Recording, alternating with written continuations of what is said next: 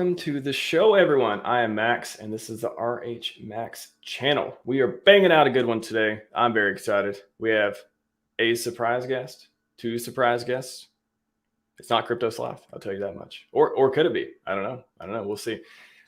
Today, we are talking a whole bunch of Hedron. We're going through a lot of stuff, especially what it pertains to the auctions, the HSI auctions that are coming up. A lot of people are excited about that. I just think that the whole HEX, Richard Hartwin ecosystem, everything encompassing it, all the projects, all the derivatives, all the Maximus, everything is just, no other crypto ecosystem has this. No, I don't see it. Please, someone link me to all the derivatives that people make for other products. Link me to like all the local meetups. Link me to all the people who, there's a lot of sad people in the bear market, but like link me to all the positive people that are still trading their NFTs, the real DeFi NFTs, and who are just excited for the future. PulseChain, say what you will about the delays and launch and all that stuff, but it gives you something to look forward to. And then in between, we get all this other cool stuff that came out. Hedron's only like a few months old. It's crazy. Icosta, was it been 90 days or something like that? Insane. I love it. Well, I guess we could get into the special guest at this point. I think that the first one coming up, who hasn't been here for a while, you haven't seen him for a while. Who is it? Welcome to the show, Blue Bomb. Hey, good to be here. I gave you a little heads up and I said it's been a while. They're like, oh, which one's he bringing on first? Which one? He's like, oh yeah, it's probably me. Cool, man. Well, glad you could join us. I know it's been a while since we chatted. And the last one was a banger, man. I remember having a ton of clips from that one. You were just bringing it. That was before Icosta too. So that was like really fun times. Yeah, I was just with Gifford before we were preparing for this stream, and I think we've come up with some very interesting alpha that not many people would know about yet. So yes, stay tuned. I'm intrigued. I know the chat's intrigued. They know when I do 100% uptime and I put Hedron in the title, they know some alpha's coming. I don't think we've missed one. I don't think we've had a 100% uptime on Hedron ecosystem that didn't come out and just be like, whoa, people just learned stuff they just never heard of before. So without further ado, you mentioned the other special gentleman. Giff, welcome to the show. Hey, what's going on, everybody? It's been about 5 minutes since I saw him. Right? Yeah, he's basically producer of the 100% uptime show at this point, at least the Hedron ones. I'm collecting all the profits, all of them. It's all the non-monetization goes to Giff on those. That's true. All zero. Yes, all $0. Actually, negative. I lose money doing this show. I lose money. I lose time. I lose a lot of things, but I don't lose hope. Clip that one. Need that one. That's right. Just gonna say hi to the chat real quick before we get into it. I know I'm sure Giff's got a major PowerPoint going on. I really don't know, but I'm just gonna assume that he does.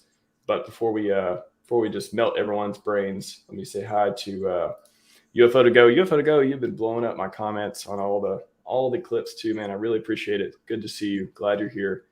Mudhog, I haven't seen you for a while, man. Welcome back. Crypto all day, every day. Yes, yeah, that's what we do. Not every day. This is not crypto in the morning, but we do it like every other-ish day or so. These days, at least, and the weekends. I was like, I'm going to stop doing weekend show. Let me come up with a show that's exclusively for weekends. That's what Max said. Like, well, this is number 10, so 10 times. Yeah, it's been about 10 weeks ago that happened, apparently. Who else is here? Oh yeah, the Existentialist from the Pulse Tube. If you haven't checked those out, people out, they are awesome. Go to the website, thepulsetube.com.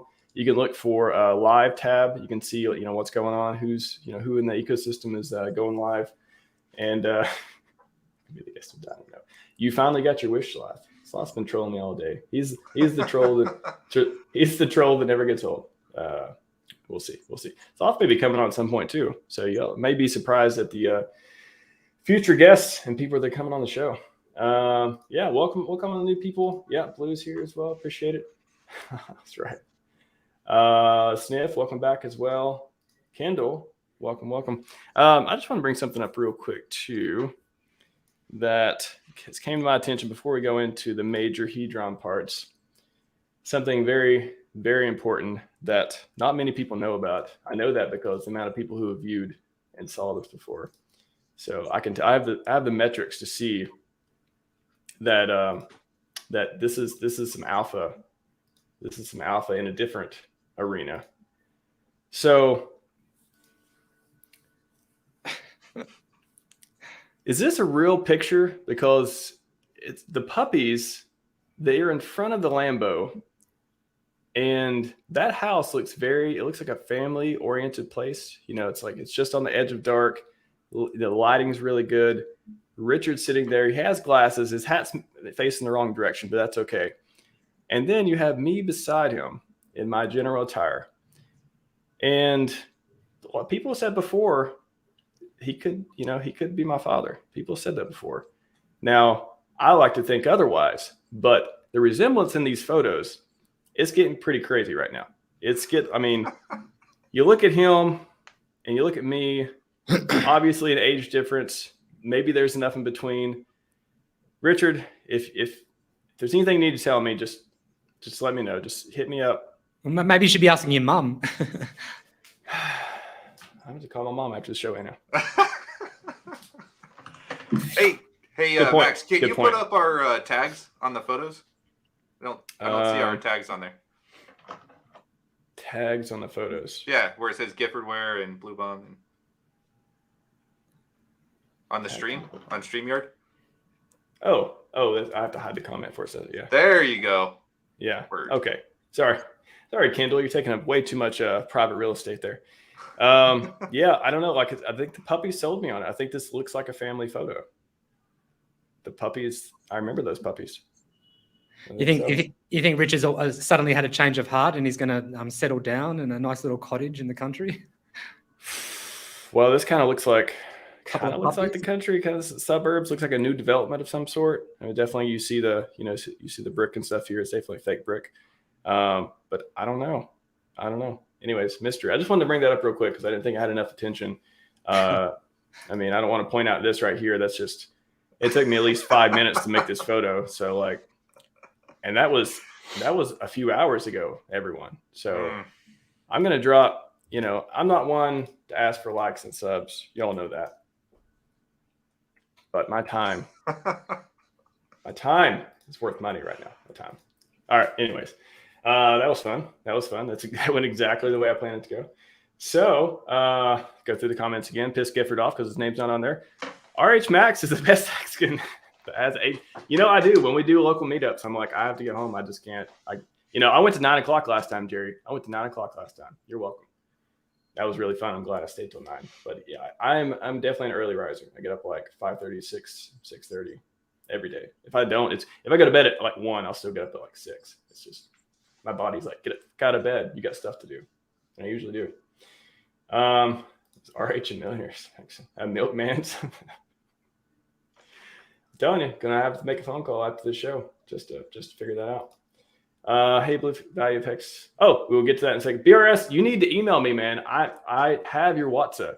This is like the 4th week I haven't given it to you. I have your WhatsApp. I need to give it to you. I'm gonna put my email in the chat one more time. Please email me your ETH address, and I will send you this NFT. If I run out of NFTs, can I give them all away? I can't give you another NFT. I can't. OpenSea will not give me any more reasonable ones. I can't get any more deals, even though they're like 4x overpriced. Now they're like 8x overpriced. I can't do it. I just can't do it. So please email me, and I will get you the stuff. And then we'll come back to your question in just a minute. So, anyways, enough of that stuff. Gifford, what do you want to get into? I think you got something to present. Well, for starters, not to disappoint you, I do not have a PowerPoint today. But but he's got some Excel magic. Okay. Yes. If you What I have do have anything to present, just let me know. spreadsheets. Okay. Spreadsheets. Okay. So I've got a lot of them though. So what do we want to talk about first though? I mean, I got a ton of stuff. I had a bunch of questions from the YouTube community posts as well, and I don't know if you wove them into your stuff yet. But yeah, Blue, what you want to go first? What do you want to get into? I think we should get into just looking at how to value these HSIs. Let's just get straight into the meat of it, and then we can look at that other stuff, and also start. Well, you'll see what happens. You'll see in terms of commenting on what the larger macro HEX Hedron prices could do because of this. And it's not necessarily what people think. I don't think people know what to think half the time. I think the whole ecosystem is just this big. I know there's something great there, but like, please explain it to me. Like, people are like really hungry for this information. That's why I wanted to get us all together like this. Okay, so well, let's start off just by, like, right at the moment, there are 6,462 stakes in the ICOSA contract, which are coming out. It's just a shy under 20,000 T-shares. And how about we go into how we price them? Gifford, you want to bring your spreadsheet up? It's ready to go. Oh, my bad. Boom. All right. So you'll have to forgive the presentation. This is a copy paste from my original spreadsheet, but it gets the job done. Bluey, why don't you start us off here? First, let's discuss what numbers we have listed here. Yeah. And, so what we've put in here is there are 3 stakes that are a little bit over 10 million HEX. And so they're probably the highest value in terms of HEX, obviously. So we're going to look at how you can value those in terms of Hedron. There's basically 2 kind of values. One is the value of sending it to the ICOSA contract and how much ICOSA you get for that. And the other value will be what that stake would be if you try to replicate it today. And so in between those 2 prices is probably a kind of fair value price for these stakes. Yeah. So this one here, this was we threw in some basically some rough numbers, right? Just to kind of get an idea. So Bluey had found a few HSIs that went to auction that were 10 million plus HEX, right? So on this spreadsheet, we're going to use this spreadsheet to kind of break down how we would look at the value of the HSIs. So for starters, we plugged in 10 million HEX in here, and then we guesstimated how many B shares that gave this person. So it came out to 1.2 million B shares, which would be like, what is that, 12,000 T shares? Is that about right? That's right, yes.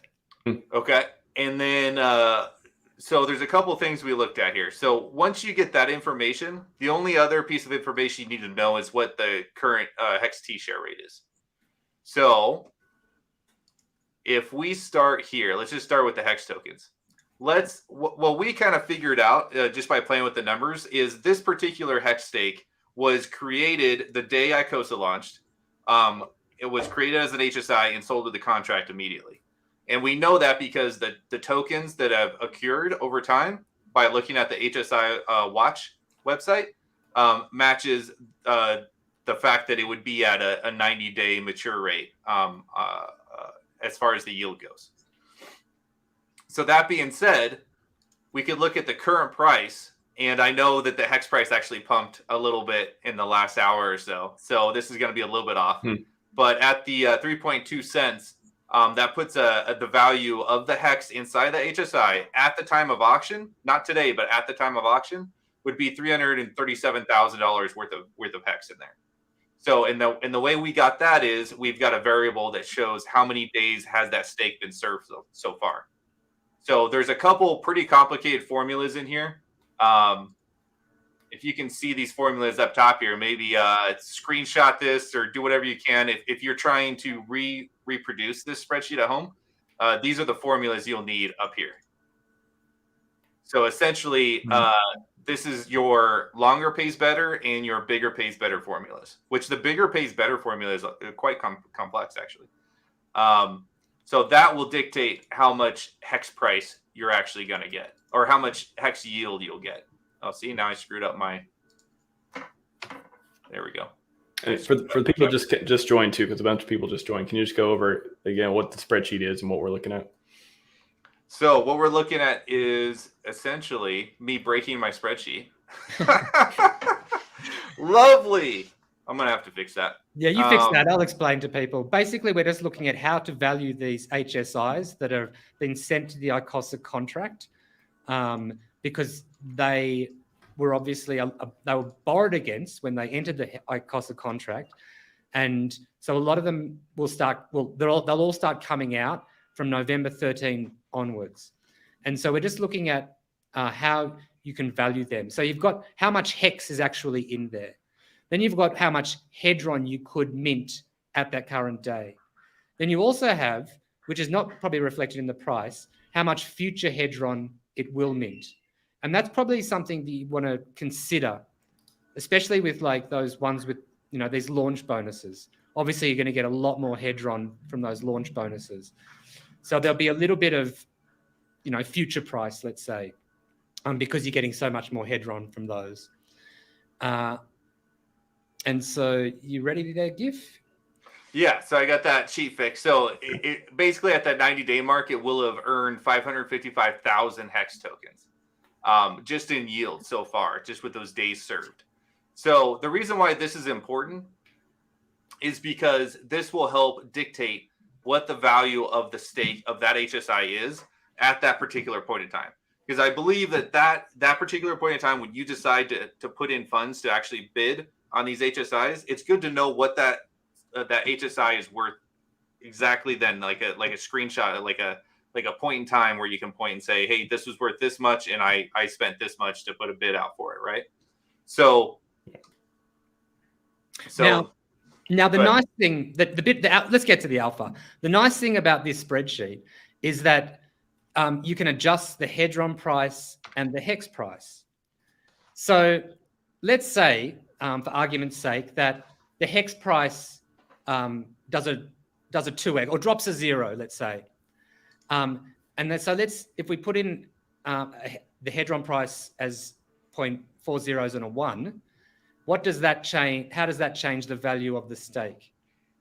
Oh, okay. We won't look at that. Well, let's point out one thing. I know, guys, this is a really complicated like spreadsheet, and so it's probably really hard to follow along. But just bear with us here. So let's talk about this real quick, Bluey, just so we can get this part down. So essentially, this total value in Hedron, all this is doing is it's taking that snapshot in time of what that HSI is worth, and it's dividing that by the current Hedron price. Okay. And that will give you the total amount of Hedron. So if you took this amount of Hedron, and you times it by the current Hedron price, that would equal the value of the stake, right? So that's what we said is the fair value. Fair value equals mintable Hedron, which is very little, just a little bit in the grand scheme of things. It doesn't really factor in all that much currently, but down the road it will. The HEX that's staked in there and the principal, right? So you add the value of the Hedron plus the value of the HEX, you get the actual value of that stake. Okay, so that is a direct reflection to the total amount of Hedron that would be used to purchase that HSI off auction at the fair value mark. Okay, so that being said, this fair value mark of that amount of Hedron can fluctuate. And the two things that makes it fluctuate is the price of HEX and the price of Hedron. Okay. And it's going to act as kind of like a seesaw effect, depending on which price outpaces the other, like which token outpaces the other in price. So for example, let's say that Hedron's been gaining domination over HEX, right? Over the last, since the auction started. So 90 days, maybe more, right? Right around 90 days, probably. So that's when Hedron started to pump and started to gain some dominance over HEX. Like that trading ratio of HEX to Hedron was gaining in the Hedron favor, right? So if that continues to happen, and let's say we see a pump just before auction and we lose another 0. We lose another 0 in the Hedron price. Right now it's 5 zeros in a 4-ish. Let's drop that down, and let's say it drops a 0. Now it's only 4 zeros in a 4. All right. Do we see what just happened there? Now the value of Hedron jumped up, but the most important thing is that you lost about 90% of the amount of Hedron it would take to equal the fair value of that HSI. So that equals a lot less Hedron burnt, right? A lot less, 90% less. And that's assuming the HEX price stays the same. So watch, I'm going to switch it right back again. I'm going to add that 0 back in. Now we're back up to the 81 billion. So it dropped from 81 billion to 8 billion in order to win that bid. Okay. So now let's look at the inverse. Let's say this is the kind of the local Hedron top, and Hedron goes down and HEX is going up, running into the auction day. Or let's just assume Hedron stays the same price. Yeah, let's say this Hedron stays the same and we'll double the price of HEX. Let's take it to 10 cents. Okay? So let's say HEX goes up to 10 cents. Now let's watch that value. Total value in Hedron right now, it's 81 billion. Let's throw the HEX price at 10 cents. That's 1 cent you've got. Is it? Oops. There you go. So now, if the HEX price is 10 cents and the Hedron price is the same price as it is today, now you're looking at 254 billion Hedron that will be needed in order to reach fair market value for that HSI. You see how that jumped up there? Are you following that, Max? Yeah. No, I just had a question too, just to zoom. Could you zoom in on just a couple spots in there, and maybe can you like zoom and then pan over just so people watching too can see all the titles? Because I'm struggling to see a couple of the titles too, so that would be helpful. So the point of that is, as if it's doing that, the point of that is that if you're a Hedron/HEX whale and you're thinking, how do I benefit the most out of this? When we saw, for instance, with the sacrifices for Pulse and PulseX, we saw the HEX price pump so that those people could sacrifice their HEX and get more of a US dollar value. Now, if you're a HEX Hedron whale looking at this situation, instead of pumping the Hedron price, you might be a lot smarter to pump the HEX price, because that drastically increases the value of each HSI. And that means that they'll be a lot more expensive if Hedron stays at the same price in terms of Hedron. So instead of 81 billion Hedron being burnt for that stake, 254 billion. I mean, that was a triple of the price in HEX, but even if generally speaking, if the HEX price pumps in relation to Hedron price, there's going to be a ton more Hedron that ends up getting burnt. That means burnt from supply, and it also means pumping those pools, the ICOSA, Hedron, and WhatsApp pools, because the amount of Hedron burnt each day is the nominator. And then when you divide it by the share rate, you'll get the amount that's given to those pools. So the play for a HEX whale is not to pump Hedron, it's to pump HEX here.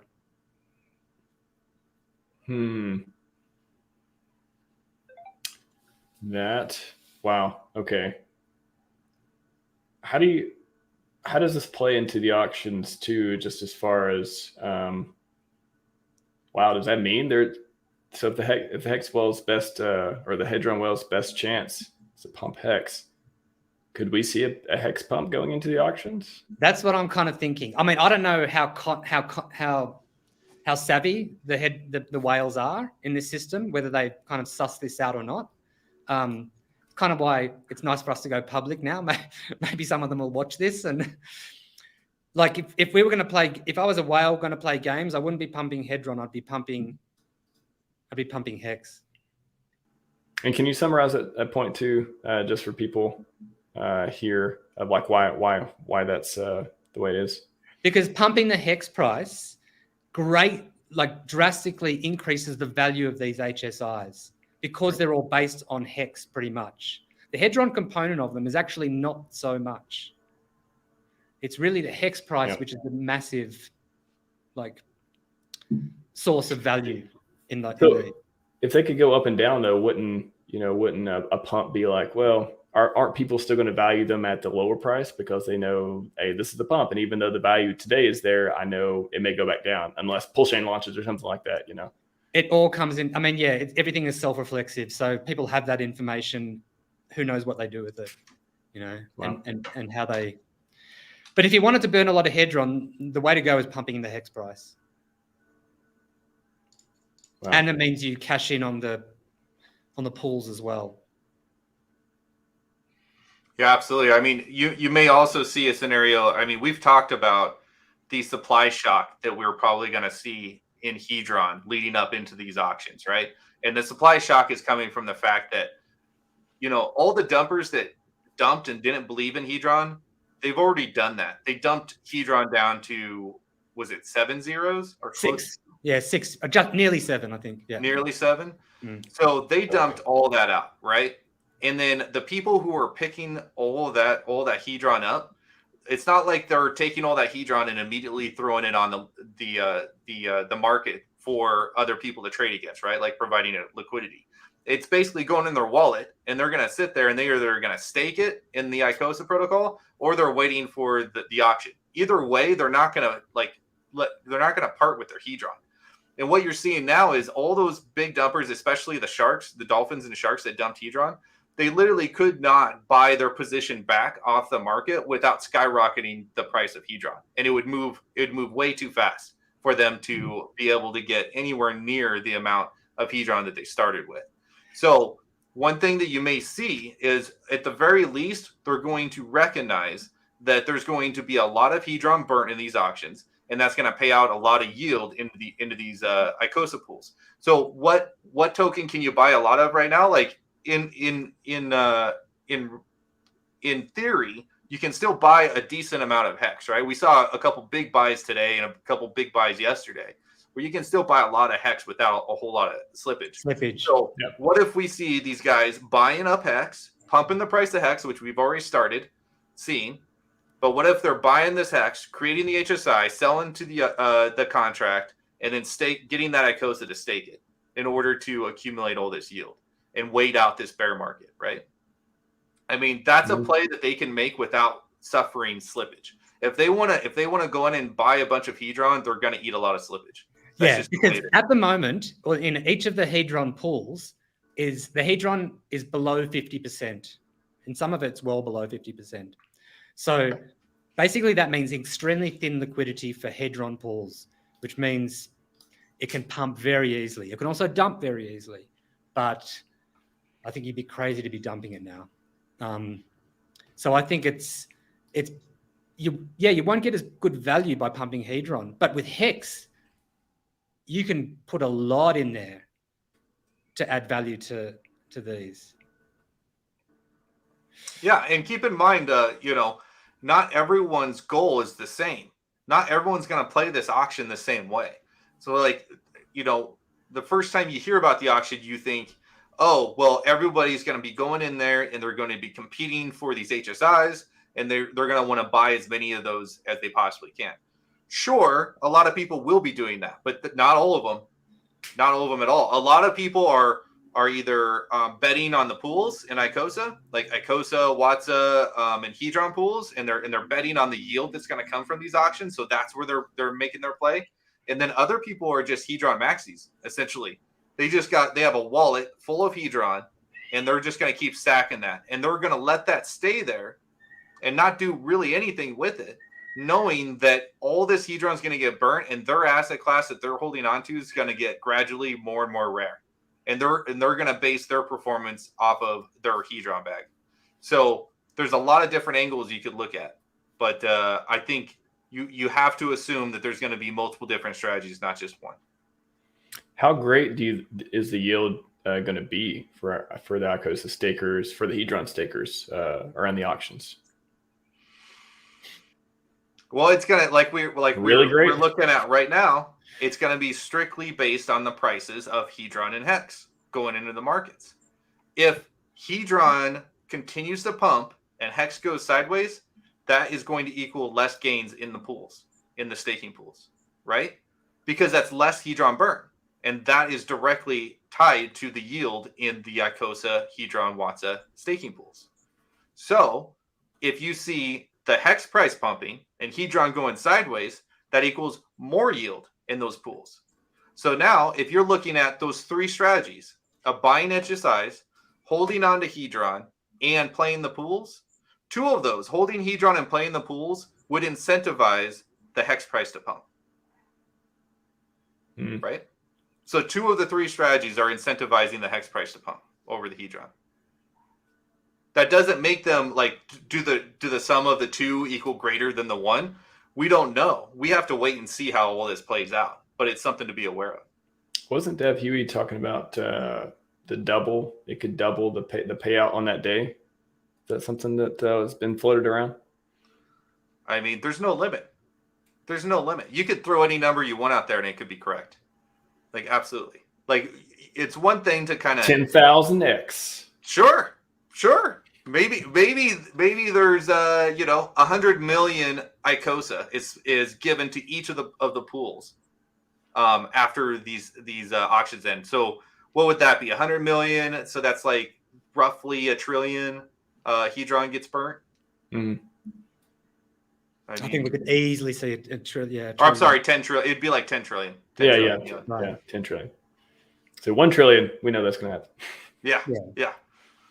So I got a question just here from Crypto Watch. I think it's on the whales on the HSI conversation on that. But the whales ultimately want to own these HSI, which in turn to require them to need more Hedron to buy them all up. Seems like a catch-22. Yeah, that's where you got to catch yourself at the beginning when you said whales ultimately want to own these HSIs. You don't know that. You just don't. I laid out two strategies where you could capitalize on these auctions without even trying to win any of those HSIs. So you got to always look at your premise. Always look at your premise. Do you for sure know that? Do you for sure know that the whales ultimately just want to buy all the HSIs?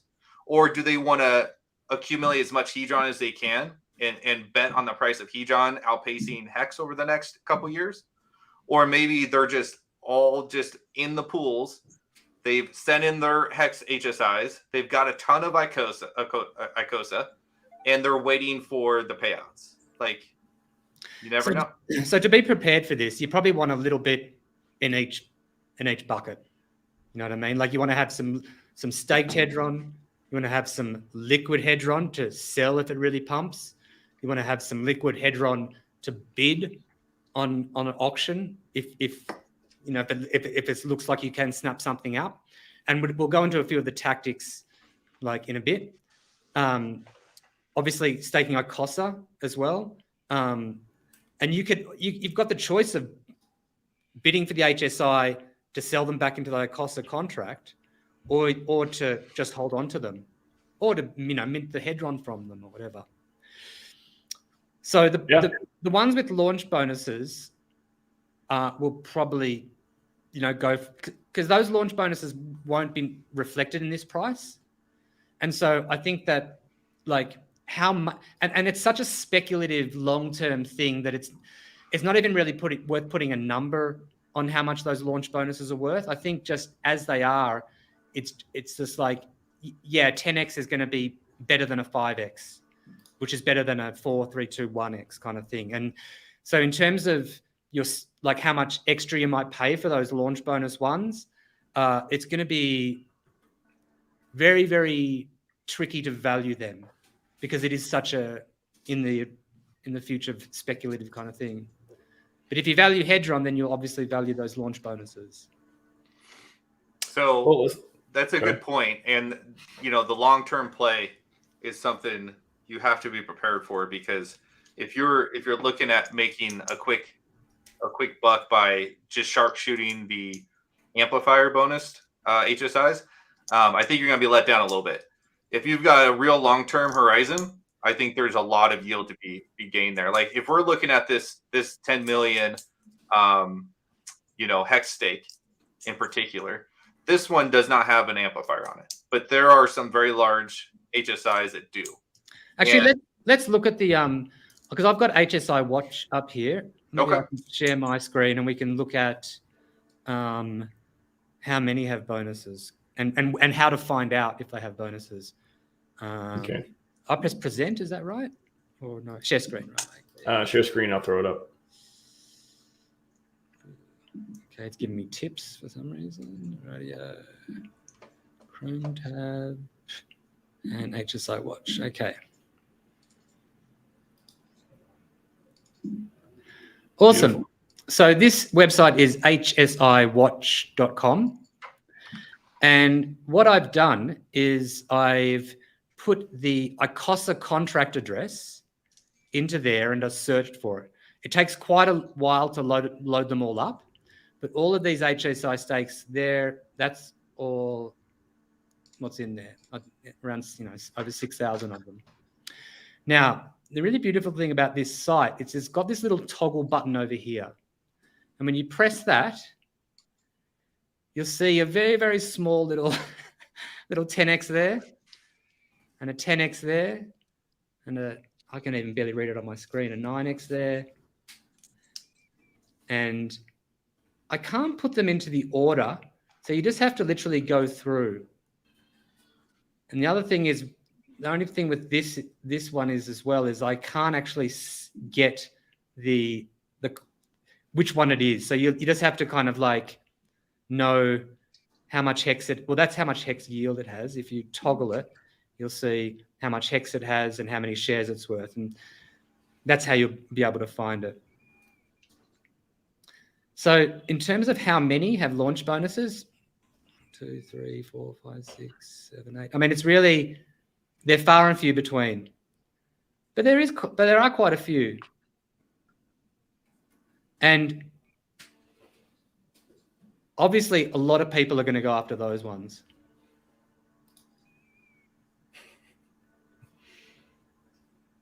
So how about we bring up the distribution, Gifford, of when these HSIs are coming out?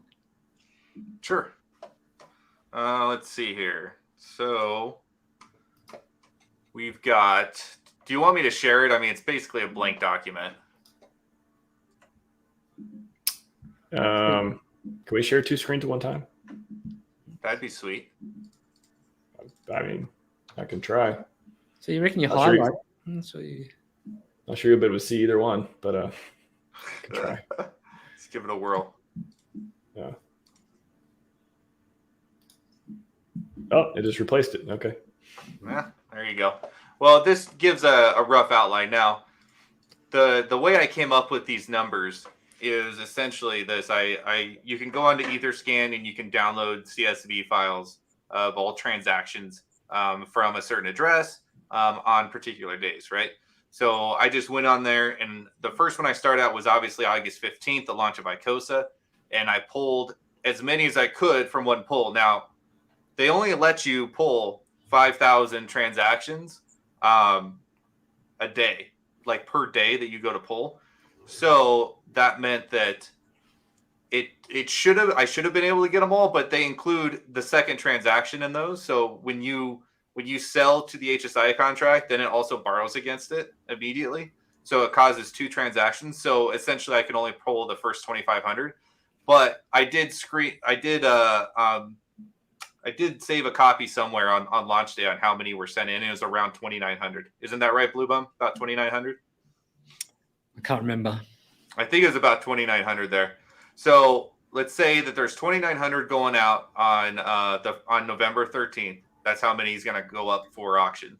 The very next day, like when those original HSIs are now closing, like the last 5 minutes for everyone to get their last bids in, then you're going to see August 16th HSIs pop up there, which is going to add another 441. And then as we go down through the list, you can see how many HSIs are going to hit each day.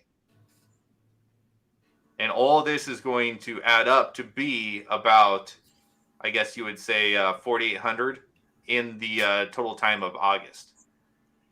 Now, you're going to see a lot more. I haven't pulled the list for September and October yet, but I'm going to. So that we'll have an idea of how many HSIs we're going to be seeing hit the market every day. But there's still plenty of HSIs being sent there. So those numbers, they won't be as high as obviously as at the start, but it looks like there's still a good consistency of numbers coming through. So this is going to be going for a while. Yeah. And this doesn't account for the value in those HSIs.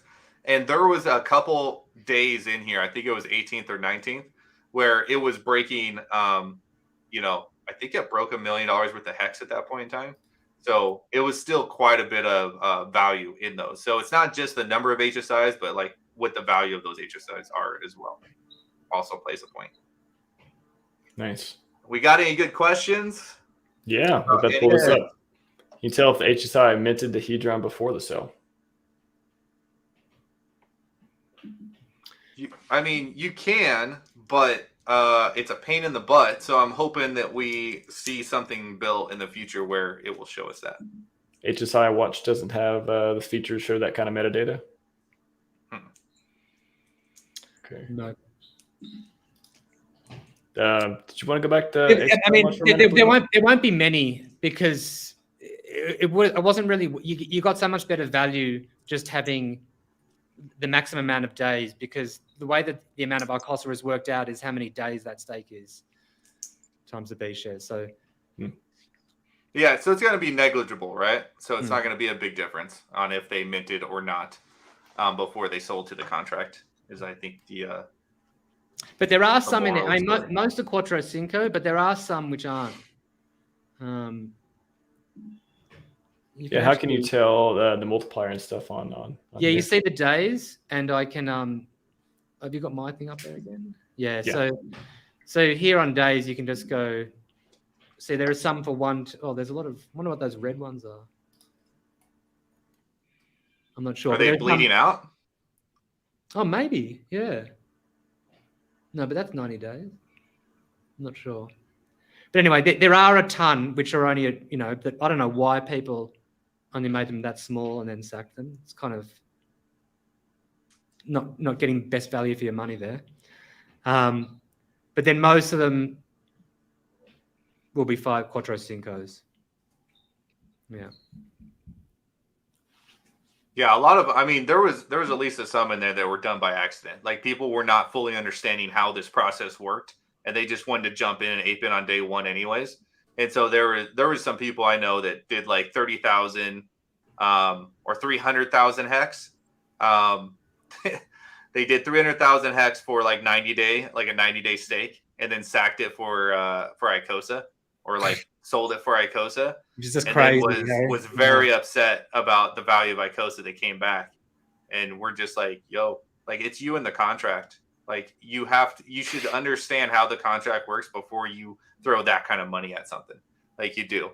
And this particular person, I told him, I was like, hey, I will help you track that. I will give you some pointers on how you might be able to win that back in the auction, but that's the best you can do. Like that's literally the best you can do. You made a big mistake, and now you've learned from it. But those are all going to be there, and those are the ones that I find to be the most valuable, because those are going to have a very low starting bid, and they may get overlooked because of their B share value will be less, even though their actual value of that HSI. So it's basically their theoretical value of the HSI is high, but the actual value is going to show up as much lower than what it really is. Like a 300,000 hex stake may be roughly the same amount of B shares as like a 50,000 hex stake sent over Quattro Cinco, right? So those are going to be the diamonds in the rough that a lot of us are going to be looking for. Sure. Anything else interesting on HSI Watch? You want to show here, Blue Ball? No, I don't think so. I think that's about it. Cool. We'll get into trivia in a minute if this is a good place to get into it. You guys want to? Well, or you want to talk about something else? Yeah, there's a few other things we could. No, we got a ton of stuff to talk about. We're like at the halfway mark right now. Yeah, we're not closing. We're not closing. Okay. I just wanted to get it in before the end, because if I do it at the end, then it kind of, you gotta get that cortisol levels. You gotta like train them in the stream. You gotta get them up and down at the right time. So yeah. So nothing else on HSI Watch or Gifford's date. Oh, man, this is good information. Oh, everyone, again, share this on Twitter. Tag us, and tag all of us on here, because this is it's getting good. It's getting good up in here. It's getting hot. Midstream pump. Yes, Stephen, you are correct. All right, trivia time before we go on, because we got a ton more. I mean, we had from the community post, I had 1, 2, 3, 4, 5. I had 7 questions from the community post, which we've only covered 1. So, and then, we've all got some other stuff to talk about as well. But for trivia, if it's your first time with trivia, good evening. Here's how it works. I will say a question. You will give me an answer in the chat as fast as you can. If it is the correct answer on my chat, no one else's chat, only my chat, because they come in different levels on the inner tubes and stuff, different times. You will win a What's NFT free of charge, no strings attached. All you have to do is message me on Twitter and tag me and tell me to follow you if I don't follow you already. DM me. I'll give you the NFT within 24 hours or something. As soon as we get in contact. So that's all. Just gotta send me your ETH address. You'll get your very own What's NFT, and these are not like 1 endpoint ones. They're pretty good ones. I got to pick up some pretty good ones off OpenSea early on. So everyone pumped? Steven's hyped. Hyped. Jawa's hyped. Danny Boy. Hey, Danny Boy. What's up, man? I think he won one time. So many people had a lot of good answers for all these too. So first time, welcome to System Failure. So everyone ready? Maybe he came in second place. Maybe that was what I can't remember. I definitely remember Danny Boy being here. All right, everyone. The question is, again, I'm going to say the question in chat. Type the answer as fast as you can because the first correct answer wins. What is Richard's favorite Christmas movie? What is Richard Hart's favorite Christmas movie? That is the question. Go, go, go. All right, we got some answers coming in. Home Alone. Good try. Okay, I'll give you a hint too. It is not a traditional Christmas movie, but he has said this more than once, I believe, on stream. So you've had to watch a lot of his streams to figure this out. Hopefully someone in here has actually watched his. Oh, I think Steven got it. A nice Christmas movie. Die Hard. I know, right? It is Die Hard. Danny Boy came in with Der Hard. So close. I would give it to you if you were first. I would give it to him if it was first, but he was second. Nice, Steven. Who else got it? Liberty or Death, Die Hard. You guys just like asleep at the wheel for a minute? You just got it. Okay. Die Hard. All right. Yeah, a lot of people know this actually. Here we go. I know. Sorry, Danny Boy. You're so close, man. You got it. Man, the next one. I can't be giving away any pro bono ones right now. I'm going to run out. But the question is, though, is that a Christmas movie? Is it really? Is Die Hard a Christmas movie? He said it was. At Christmas, it's a Christmas movie, isn't it? He said it was. So, I mean, it literally, I was looking on HEX.io. It said, he answered the question, what is my favorite Christmas movie? And he said, Die Hard. And I'm like, all right. It's kind of like the president speaks it and it becomes not confidential anymore. If Richard says it's a Christmas movie, in this context, it's a Christmas movie. Any other context? Debatable. Anyways, congrats, Steven. Tag me on Twitter at RHMaximalist. And if I'm not already following you, I will follow you. I shall communicate with you. Send me your ETH address, and we will get you your brand new What's NFT. Here. Everyone, a lot of good guesses. A lot of people got it. They were just later on. Yep, PDC. Yep. Holy shit, Christmas for me. It is. That's true. Steven. Danny Boy, next time. All right, let's go into the second half here. You want to talk about liquidity providing? How about that? We haven't got into that yet. Yeah, what are the questions? Let's go through the questions that people have asked. Okay. Let's see. There is a question. I mean, that was one of them. That was the first question. Okay. That came from another video. Yeah. They wanted us to talk about liquidity providing in general or across the different pairs. So maybe liquidity providing across, like, what are some of the best pairs, the risky pairs? How do you? You don't have to do a demo or anything, but just like maybe in general, HEX, Hedron, HEX Icosa, HEX Maxi, HEX USD. Like, what are some of the nuances between liquidity providing and doing that for them? Yeah, well, I've actually brought up the HEX Icosa price on the Ethereum chain, the proof of work chain, and the Ethereum Fair chain. That all have a very similar behavior. So I'm just wondering how I share. Can I share 3 tabs at once? How do I do that? Probably one tab at once, I imagine. Maybe I'll do the entire screen. I'm just going to check if I have any. Yeah, if you share the browser, then you can flip between the tabs. There you go. Okay, I'll do the entire screen and Just want to check I don't have anything. OPSEC, yeah, OPSEC. I don't think I do. Okay. You gotta go burn this laptop afterwards now. Let me know when you're ready. Okay, so I should be sharing it. And this is the HEX ICOSA price on the Ethereum. Are we calling it Ethereum 2.0 or I suppose on Ethereum 2.0? And a few people have talked about this. Because you can you take your HEX, turn it into an HSI and sell it to the contract. And for ICOSA, what that actually does is give a kind of ceiling price of ICOSA. And what we've noticed is that when it peaks up, people have arbed it down. And the reason that it stayed so pretty much true to that line is, I think, because of the demand of ICOSA. It's just showing that, because there's no reason that it can't stay down here. But at the moment, we have 90% of ICOSA staked, and everyone gearing up, wanting their ICOSA staked for these auctions. And so hitting that price, it just shows the demand of ICOSA. But people shouldn't think that in the future, that's always going to maintain that. Like, yes, there'll be a ceiling, but it could still play around in here. And we also see a slight, actually, Gifford, do you have those graphs which show the angles?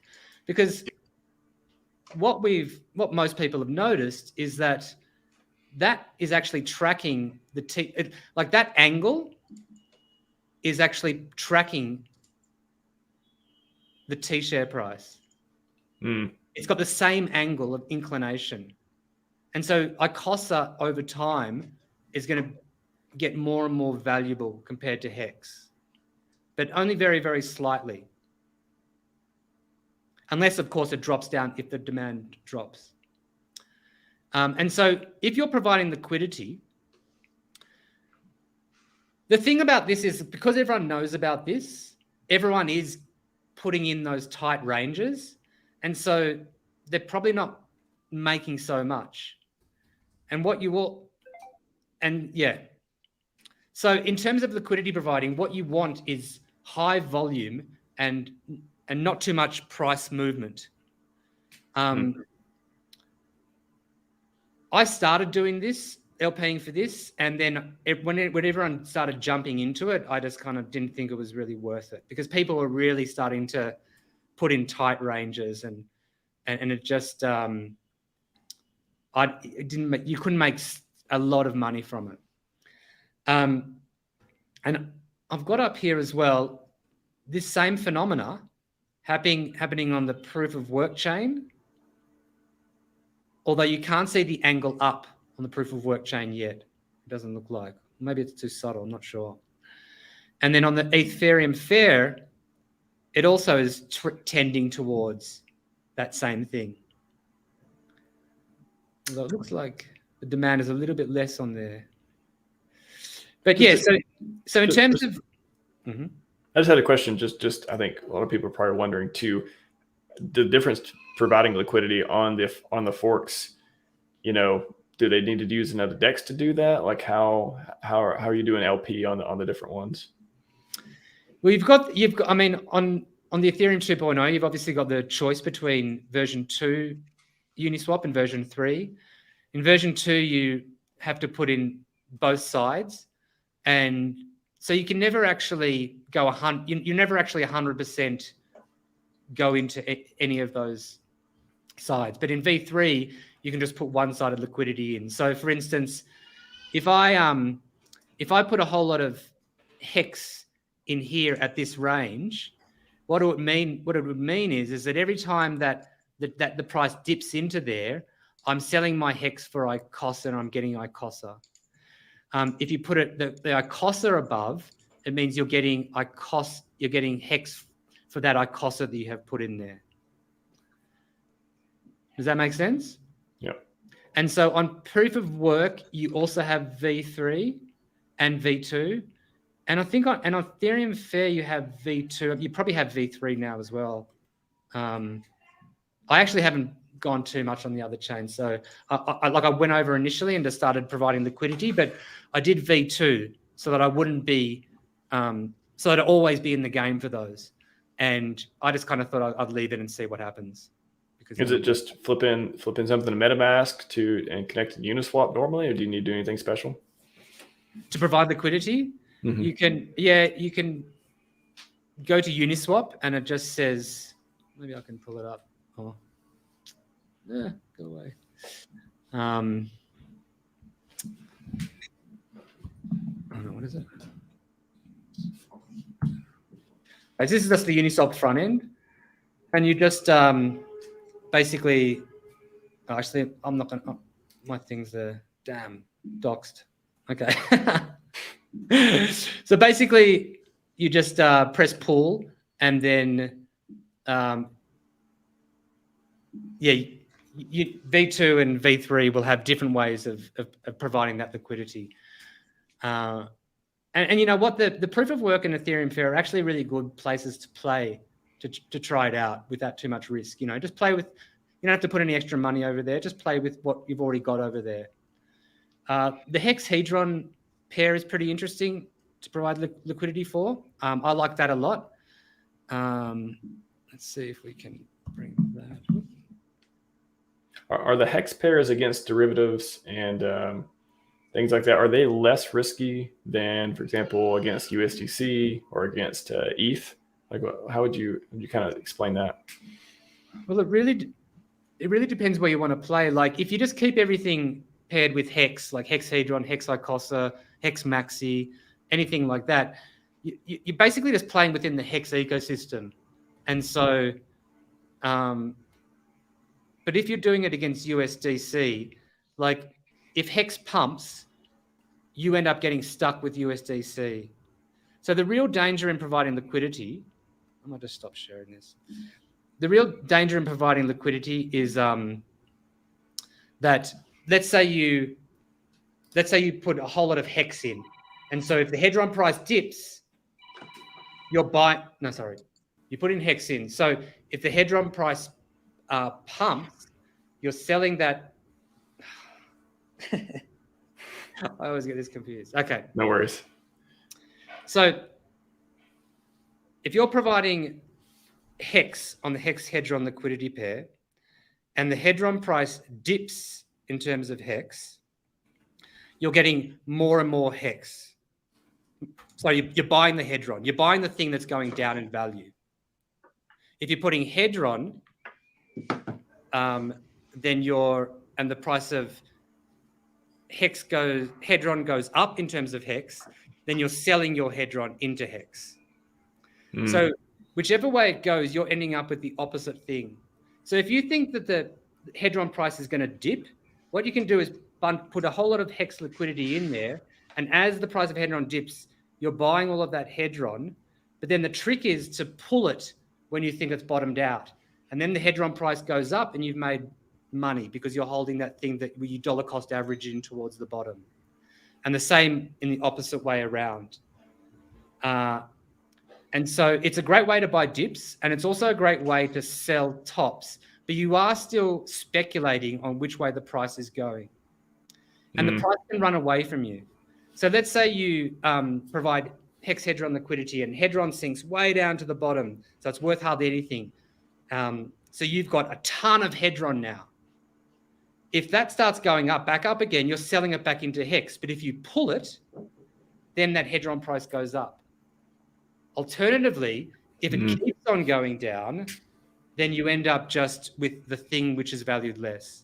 Is that what we're seeing when, a bunch of HEX liquidity pulled or a bunch of, whatever coin liquidity pulled? Is that people they suspect the market's going to do something to try to protect themselves? I think there's probably many reasons. I think partially you can do it as a kind of hedge. So you think, like, especially if you do it against USDC, like if you've got a whole lot of HEX, but you're afraid the price of HEX is going to drop, then you can chuck USDC in there. So you're buying up all of that HEX as it goes down. So it's kind of a hedge. Yeah, USDC is absolutely fantastic for limit orders, right? Like if you think if we're in, like, say we're in this bear market right now, right? And we want to try to scoop up a bunch of HEX on the next dip. Say we're anticipating that next dip.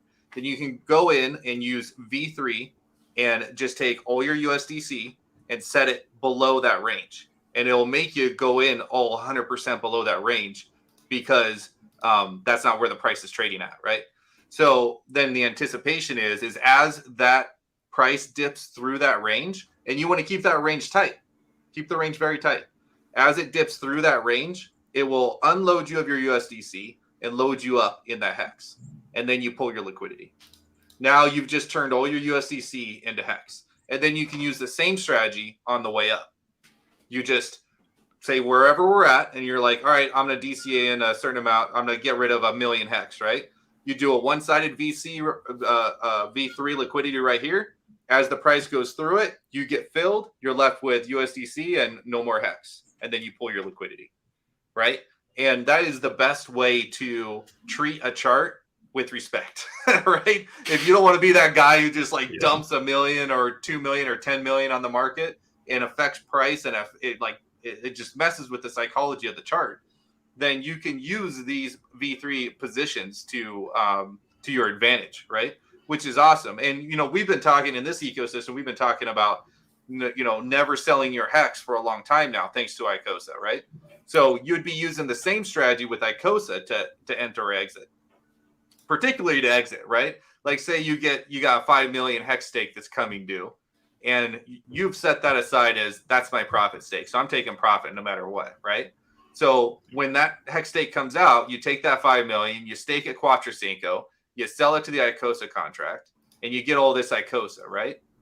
Now what you want to do is you want to do V3 liquidity with that ICOSA just above the current ceiling price, and you want to get that set before the T-share rate jacks up, right?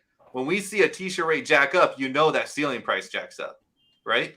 So you just set a very thin trading range above where you're at, 100% ICOSA. Other side, obviously, USDC, but you don't put any in there because you're 100% in ICOSA. When the ceiling price jacks up and people start buying because they see, oh, this is at a discount, this is the premium ain't so high, they buy right up through your liquidity, so and that allows you to sell all that ICOSA for the USDC without doing this. Here, pull up my chart real quick. Without doing this, right? Yeah. You don't want to do that to the price chart because you're going to eat massive slippage, and it's just bad psychology for the chart. But if you set it like right here, if you see it's bumping up along this 35% premium, and you see on Hexfire Hexfire.io, shout out Crispy Man, jump over there, look at when those T-share rates are going to jack up. Be like, all right, I'm just before we should be seeing it jack up. Set your liquidity right here. And then as it pumps through your liquidity, you're filled. And there will be none of this huge and you get off of a cliff price action and losing all this slippage. And you get all the fees as well, obviously. So that's what a lot of people say, like, why would I provide liquidity? The fees maybe aren't that good. Maybe like, oh, is it worth the trouble? But you can also use liquidity providing to sell without pushing the price against you. Yeah. Buy or sell. Yeah. And you're going to see liquidity providing become way more popular once the market turns around. When we start to see all the people coming back to crypto, there's going to be a lot more transactions. If you thought the transactions we saw in the last bull run was a lot, wait till you see this next bull run. It's going to be insane. And that's where people who really understand how to set these positions, they can actually really make a really good profit. And that's because you need that volume. You need that volume churning in order to get to collect enough fees to make it worth it. Right now, I mean, you might as well have an ICOSA stake because that is where the premium is going to be made right now. Beautiful. That's one of the questions. Where do you? I think earlier too. I mean, I got a few more questions on the doc, but also just one more quick thing I want to talk about. I just remembered something. So there's a kind of balancing act as well in terms of if you provide a very thin range of liquidity, then that means a lot more of your whatever you have is going to be in that range. And so you're collecting a lot more fees within that range. Whereas if you do a greater range, you'll get less fees because your money is spread out over a bigger range. But it means that the price can't run away. It's less risky for the price to run away from you. So if you have this price here and you've set an order there and you think the price is going to go up and then it's going to come down, and you set it there, so then you pick it up there and then you pull a liquidity and hold it waiting for it to go back down. But instead what happens is it keeps going up, which that means that you're stuck with the shittier thing while the price keeps pumping up. Impermanent loss. That's what impermanent loss is. Yeah. And that's the real danger. So if you have a wider range of liquidity, there's less risk of that. But you can't be making as much on fees. So it's a balancing act. Oh, there's a comment in there. I think, Steven, your Watson winner. He said he's going to practice LP on ETHW. And yeah, if you use the Uniswap front end that Alex built out on Hedron.pro, that is Uniswap V3. So you can use that exchange to set your V3 positions. Uniswap.hedron.pro. Exactly. Yep. And you can change that for ETHFair as well, I believe. It doesn't work on ETHFair, and the go-to market on ETHFair is the FairSwap, and that's a V2 version. Okay, so if there's a V3 out there somewhere, somebody's gonna have to let me know because I haven't found it yet. Oh, okay. I thought there was a V3, but no. That's what I've got in ETHFair. It's on V2 because at the time that's the only one I could do. I thought that all of the Uniswap. See, I don't understand that. If you can get Uniswap on ETH proof of work, why wouldn't it just be on ETHFair automatically as well? Well, it's just not automatic. You have to just set it up to do so. And Alex hasn't pointed to V3 pools. Okay, gotcha. Yeah, but there is the Kyber swap.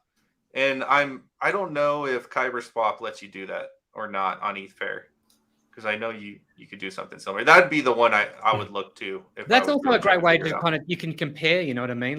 Provide liquidity on V2 on ETHFair and play around with V3 liquidity on proof of work, and it's pretty low risk.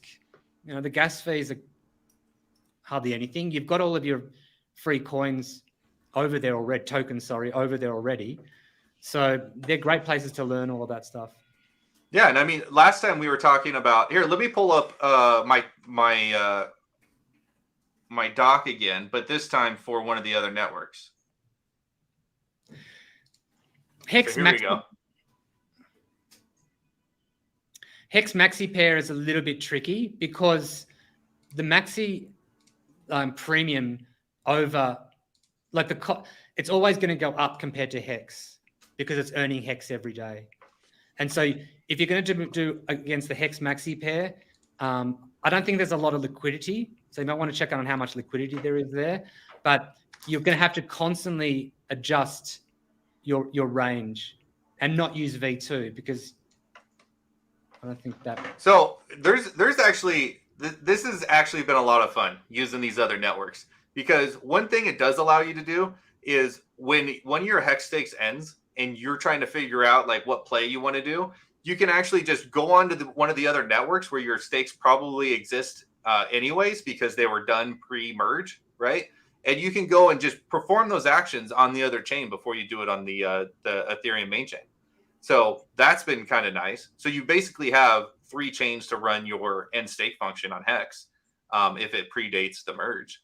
So that's pretty cool. And another cool thing to look at is the fact that Blue had alluded to it earlier about how it's kind of holding that ceiling price. And that is absolutely true. The ICOSA HEX kind of R price, the ICOSA R price is definitely hanging right around the ceiling price. So it's interesting that this is working on the other chain. So there's ETHPOW, and then you can also pull up. Oh, Stoltz says there's 2. Mm-hmm. 2 different finance for V3 on ETF. Oh, nice. Wow. Throw the links in there. Or tell us where. Tell us where, Sam, when you get a chance.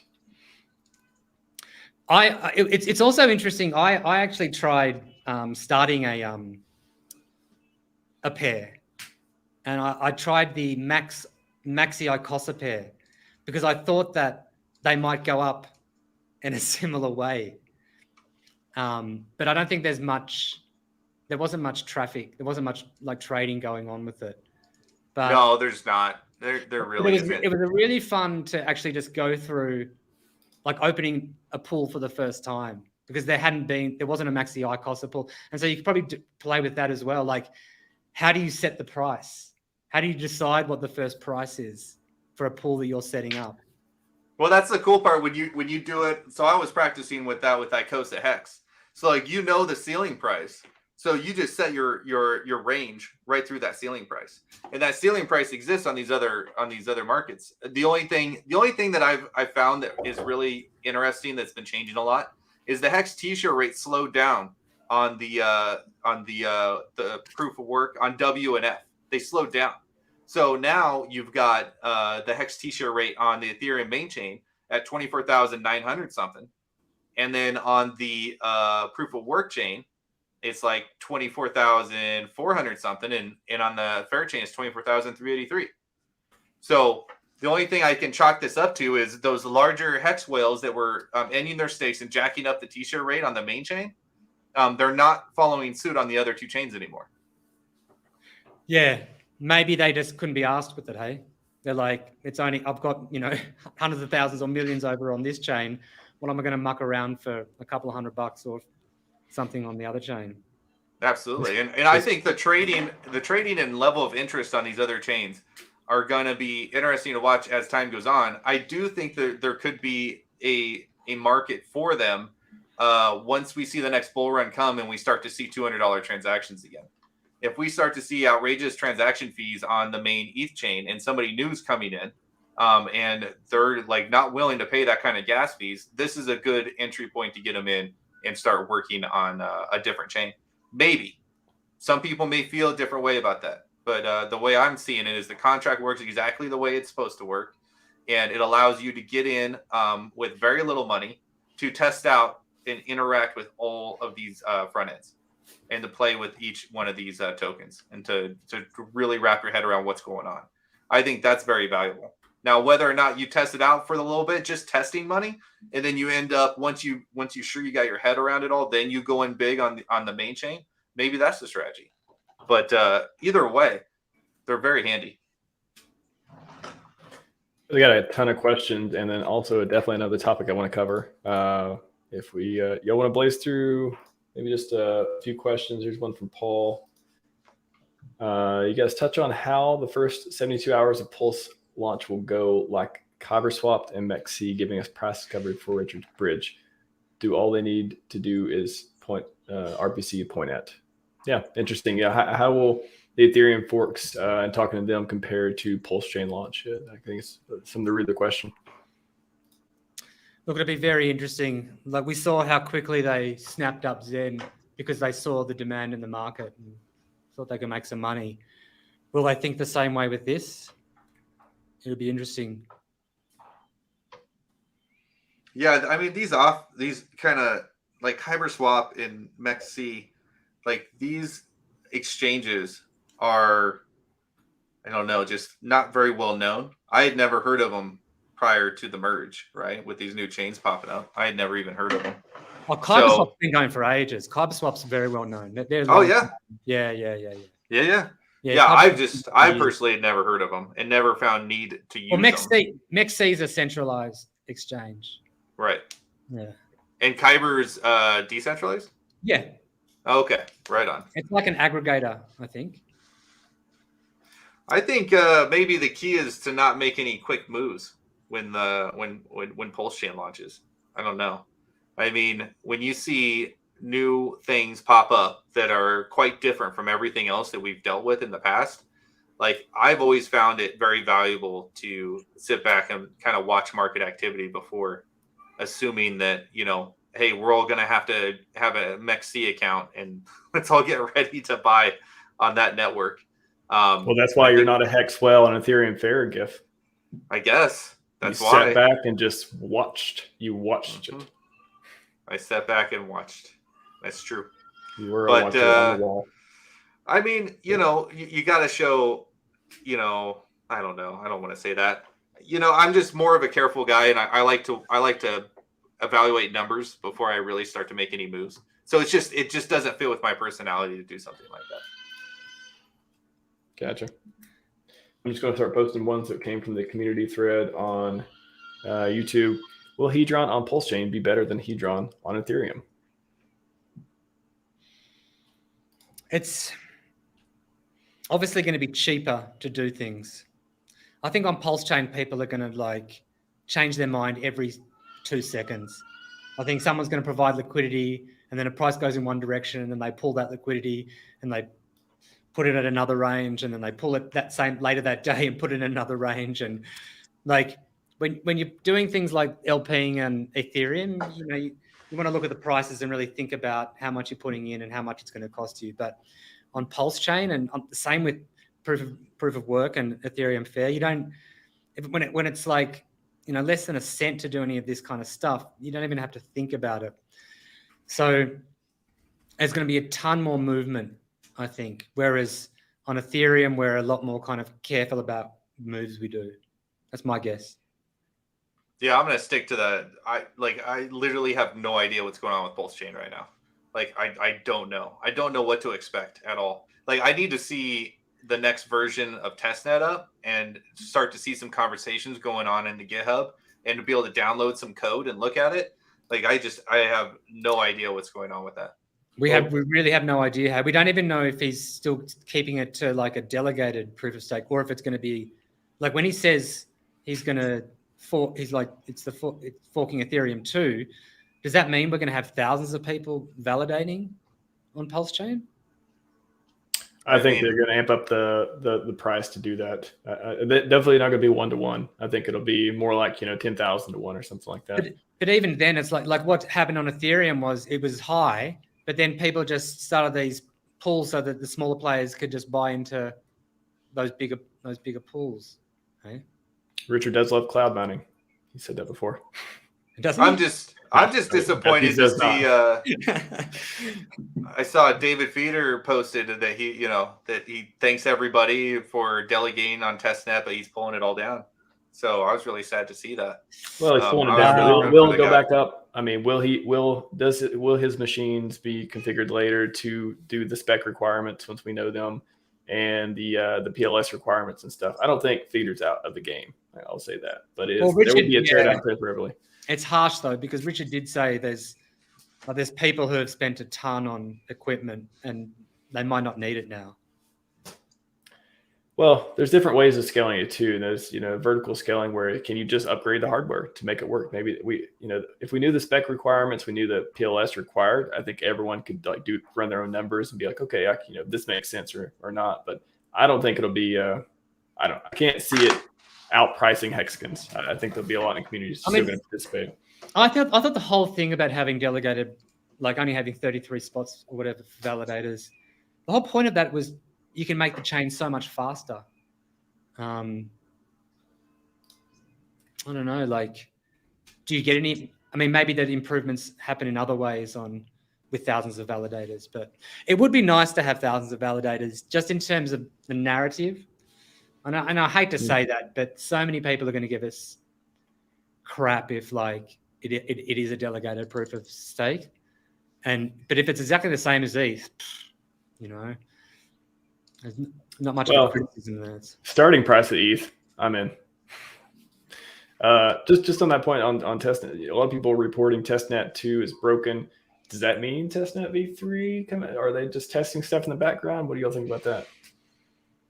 Well, I mean, we're on V2B, so I don't know if they're still trying to use the RPC settings for V2, but it's V2B now. So V2B still works. I use it regularly. I test a lot of things on there. Okay, I saw some tweets of people saying that something stopped working. Maybe the voting stopped working or something. Like I think it sounds like there were just changes of them changing things in the background, signs of them changing things in the background. Yeah, I think that has more to do with the validators than the actual network itself. There's another question here. I got a couple more. At what point is it worth cashing in Hedron Icosa's stake to rebuild? It's a really good question. And it depends on people's individual kind of circumstance. You can just leave a stake going forever and it's just going to continue accepting yield. If you decide to cash it out and put that money back into and then restake, you're obviously getting the interest in, so you're going to be compounding your stuff, but you're getting a lesser points because the T-share rate's going up, and so you'll get less points for the stake. So those original stakes might be worth more just by keeping them in there. And so you're really going to have to do the maths on your own. It also depends when you pull the stake out, like if Icosa, if people start unstaking their Icosa, that means that you will have a bigger bonus. And so if you've already spent the days and you might be able to get it at a time where you can leave and get a nice little 20% bonus or a 10% bonus or more of a bonus than you would have got. So there's also that game. Remembering also that if you restake, you're going to have to wait more days because it's whenever you restake, your percentage of the whole is what will determine how many days you have to stake for. And that's actually, there's a lot of confusion there because it's because there are kind of like two different numbers. There's your percentage of the pool and whether you're a shark or a dolphin or a turtle or a whatever in that pool. And then there's your percentage of the total. And because Icosa is burnt, is when it's staked, you're going to have a really massive amount of Icosa in terms of the total amount of Icosa. Whereas with Hedron, that's not burnt when it's staked. So going in and out of that is your percentage of the total supply of Icosa, which you can find on Ethereum. On HSI. Yeah, I mean, the only other way you could really figure that is, if you unstake say we're dealing with your Hedron bag. If you can unstake your Hedron and the amount of Icosa yield that you generated, if you could swap that for more Hedron, combine the two and restake it again and get more points than where you started, then maybe technically there's a case for restaking at that point. And then the other thing that Blue talked about too, I mean, a cool part about these staking pools is there's no maximum, right? So you can just let it stay in there until maybe one day a lot of the liquid supply is like either burnt or is actually staked, and it makes you go up a class, right? So now instead of the shark, you're the whale now. And at this point, you can go ahead and withdraw and get the 20% bonus over the 15% bonus. And maybe that difference is worth swapping it back into the original asset and restaking again. But because it doesn't adjust the amount of days when you do that. It's only when you put the stake in, that works out how many days it's going to be. So if you put it in when you're not when you're just a little squid or something like that, and you have to wait, is it 90 days for a squid? Yeah. And then you leave it in there for a while, and then after a while, all of a sudden, people start either burning the Hedron, or if it's Icosa, they start unstaking the head. No, they start staking. Well, a lot of people are staking already anyway. So, but basically, if you're of the total supply a bigger thing, you don't have to go and wait more days. You can just pull it out and get that bonus. So timing your entry and exit out of those pools is something you want to pay attention to. Yeah, especially in the Icosa pool, because when you stake your Icosa, it does technically burn the coin, and that is the supply that the contract looks at is the liquid supply, not what's burnt, right? So if somebody comes in with a whole bunch of HEX and they start making all these HSIs, they sell them to the contract and they get all this Icosa, and they got all this Icosa just so they can create a liquidity pair with HEX and Icosa. Now that Icosa that's in the liquidity pair is considered circulating. So now all of a sudden you have gotten you're now a smaller smaller guy, right? So that allows you to Go like add a little bit more ICOSA and drop your minimum stake link down to, from 270 down to 180 or whatever the case may be. So that one day of resetting the clock will allow you to get a lower time, a lower minimum time that you need to be staked up. And then if things change again for the next 270 days or however long until your minimum's met, to where it goes back up again, now you're able to pull. So yeah, there's going to be these games that you're going to be able to play. And right now it's not super active, but we're just getting into the beginnings of times, right? So as the auctions start tearing off, I think we're going to see a lot more activity, especially of the amount of ICOSA in existence that is not being staked, right? That is dictating your size, your staker class. So it's gonna be cool to watch.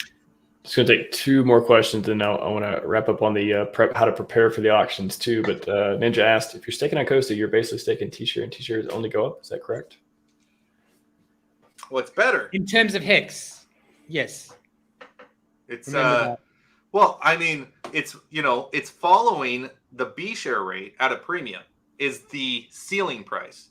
So that's the key. Is if you're assuming and you're making the assumption, which can be dangerous to make assumptions in this game, but if you're making the assumption that ICOSA will tend to trend its ICOSA ceiling price, then what you're saying is you're tying yourself to a B share at least a 35% premium that is only going to continue to go up. So to make the math simple, if you were looking at a 10,000x return in HEX, then in the B share rate chart, that's going to do a 14,000x. And if the premium stays at about 35 to 40%, that means the ICOSA ceiling price is doing about 18,000x. But remember, like at the moment, we're seeing huge demand for ICOSA, and that's why it's staying at that ceiling price. But there's nothing for it to, there's no bottom like R point or anything like that. Yep. So in the future, it will go down probably. It will play below that ceiling price. Maybe now is a really good point also to bring up like the Hedron HEX. I know people have called it a ceiling price. It's not at all a ceiling price. It's a really bad term for it. But that price where the amount of Hedron you can get from a stake can actually go and buy you that same stake again, like if you just borrowed the Hedron from it. That's the point that people are talking about. Now, as we approach that point, like what's going to happen? If you've got a HEX stake and you could like borrow in Hedron half the amount, not even the full amount, but half the amount, and go buy another stake that's half the size of that, a lot of people are already going to be starting to do it then. They're not going to wait for it to hit that ceiling price. So when people are starting to borrow the Hedron, cash it into HEX, and then buy another HEX stake, what it's doing is leveraging up. Like you as a person, as you're borrowing in order to get more HEX. And the reason it's so attractive is because, first of all, the rules are concrete. You know exactly how much you have to pay back in terms of Hedron, but also the interest that you pay on that borrow is probably one of the lowest interests you'll ever find in any lending platform, if not the most. And so it's going to be very tempting for people with HSIs to start leveraging up even before that point, like even halfway before that point. But then, and of course, when you do that, you're selling the Hedron. So you're pumping and buying HEX. So you're pumping the HEX price and dropping the Hedron price. So it means it'll get the price of Hedron in terms of HEX will probably get sluggish as it heads towards that point. But there's still nothing from stopping it from keep going up. And it can go way above that. It can keep going up. And even though people are dumping Hedron to get more HEX to leverage up, there's still nothing, that's going to stop other people from like jumping on Hedron and buying it up as well. And if you think about it really, really, really long term, HEX is an inflationary token. And it replicates, what do you call it? Compound. It replicates compound inflation. And so, but Hedron is the opposite. Hedron is going to get much, much harder over time because the HEX T-share price is going up. So you can't get as many Hedron T-shares. So over long periods of time, there's going to be tons and tons and tons of HEX coming into the system, while there'll be less and less Hedron in the system. So at some point, at some point they're going to swap over. And I think that, but it's also tricky because it's really interesting with HEX, because all of that HEX is massively inflationary, but that inflation is always deferred out into the future. So at the moment, it's what, 6 or 7 years? So, but it's not like you get to that 6 or 7 year point and all of that comes out. People are going to be putting it out into the future that whole time leading up to that. So although HEX is very inflationary, it's always delayed into the future. Gotcha. Just one more topic question before we wrap up here. This is Hex Huddle says 280 million DAI in the SAC wallet is worthless as a copy, so it could be worthless as a copy. So it best be utilized to buy off Hex before the LPs realize Hex is going to pump into something unbelievable stupid. Once Pulse is about to launch, the LPs will pull the Hex liquidity out in order not to get diluted by the fixer bot and get the copies rather. Yeah, what do you think is going to happen during that scenario? Yeah, any thoughts? Wait, you know what? When those forks happened and Uniswap V3 came up so quickly, just very easily, it looked like, that made me think that Richard is going to have to rethink this to an extent, because PulseX has only got V2 liquidity. And so there's going to be a ton of people using V3 rather than PulseX. Straight off the bat. And that's competition for PulseX. Interesting. Yeah. And in terms of the fixer bots, I mean, as we know it, they're all just for the V2 pools. And most of the liquidity is in the V3 pools for stuff. So I don't know what's going to, I mean, I've heard, I don't think that he's got a plan for the V3 pools, but then someone I heard the other day said he does. There's so many questions about PulseChain that we don't know. We know nothing about the incentive token. We know nothing about, there was going to be like voting to give that incentive token to various pools, and you voted for it or something like that. That was an idea a while ago. We don't know what's happening with that. There are still, I mean, we don't know if it's going to be delegated proof of stake or if it's like however many validators people want to do. So there's still a ton of questions about PulseChain. I wouldn't even bother until we know, because it's all just complete conjecture. Sure. Anything on that, GIF? Before we go on? No, sounds good to me. I just wanted to, before we wrap up, and because I got dinner on the table right now, preparing for the HSI auctions. I know Bum mentioned, I'm calling you Bum now. Blue Bum. I mentioned that earlier and said we're going to come back to it. We'll spend maybe just a few minutes how to prepare for these auctions. What do y'all got? Yeah, it's a really tricky one, because 2,500 are coming out, or over 2,500, probably a lot more like 2,900 coming out on that first day. You would think that because it costs so little to get those stakes out of liquidation and put them into the auctions, that maybe you can just like snipe ones that not many people want, and you pay it off and then just wait a day and see if people overbid it, or I don't know, wait to the last 5 minutes and then chuck in a bid just over. You're going to piss some people off, but you might be able to snap something up. There's going to be all sorts of games, and then you can play these games on each of the 3 chains as well. So I think they're going to be supported on all 3 chains? Yeah. So proof of work and ETH Fair, like it's a no-brainer to pay off those ASAP. And you might just end up snapping up a HEX stake for, pennies on the dollar, like 10%. What did we say? There was about 10%. It really depends on the HEX price, though, because the HEX price will change all of that. But, you could pick it up somewhere like a few percent of what it's actually worth to 10% of what it's actually worth if you just do that. And then you've got like what's your strategy of bidding? I mean, that's a whole kind of thing. Like in the last 5 minutes, you just double.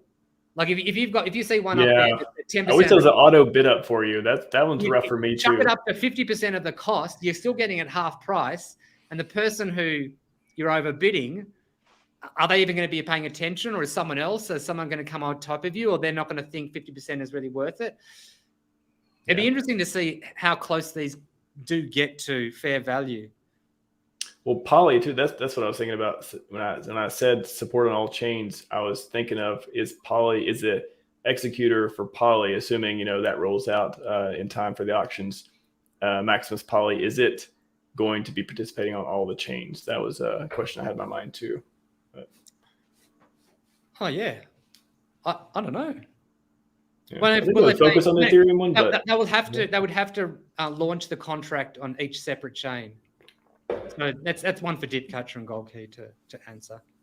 Like it wouldn't be just one thing and it's all there. Like Maxi's already there, and all of their perpetuals are already there. So, but this one they would have to deploy it on those chains. Poly didn't beat ETH 2.0 to market. And are they going to have 3 executors now or what? Like if they were to launch on the other 2 chains, you got to need an executor for each chain. It's way too much work for one person, hey? Oh yeah. Like a group if you're doing it that way, yeah. Yeah. What do you think if preparing for the auctions? What was the top 2 or 3 things on your mind? I mean, this is a question that stresses me out. All right, I am stressed out about this. Now, the only thing that's going to alleviate my stress is for me to wake up tomorrow morning or hopefully one of these days soon, and I go open up the Icosa front end, and there's like new features added for the Hedron auction. Like when I see that, and then I can see what we're playing with. Like what tools will I have that will be preloaded, so I don't have to worry about making my own tools in order to prepare. And what tools are not going to be there, and I need to focus on those and making sure I have those ready to go, so that I have something that maybe they're my spreadsheets. I hope not, because it takes me a few minutes and get me all frazzled and watch me try to update all those numbers. Like I will screw up somewhere, right? Actually, Gifford, do you want to go over what happened when you won one of the bids? You were telling me the story, and then someone else ended up exiting for you. Oh yeah, like I might have even said this on this stream before, or on this channel before, but yeah, no. One of the first auctions that I did win, there was a little bit of mass confusion at the very end because there was 3 whole HSIs going at the same time, right? So it was wild, to keep all 3. I remember those days. Yeah, to keep all 3, like what's the maximum value of it in Hedron? Keeping an eye on that on all 3 while we're bidding on all 3. Meanwhile, you got the 6969 whale going in there with 69 everything on his bids, and then you got the +1 troll who would outbid you by 1 Hedron. So you're dealing with that at the same time, and it was a little nutso. But I ended up sniping one of them, and I got like a 40% discount, somewhere around there, 40% discount on what its current value was. So I was feeling pretty proud about that. But then that was the first one I won, right? The first HSI I had ever won, and I've won a few, but that was the first one. And there's an exit liquidation option. So this is something that's in the contract code where you have to run this function in order to tell the contract to send that tokenized HSI to the winner's address. But that exit button was available to everybody. So I'm sitting there. It was just sitting there as a public function. So I'm sitting there looking at it. I'm like, I don't have my HSI yet.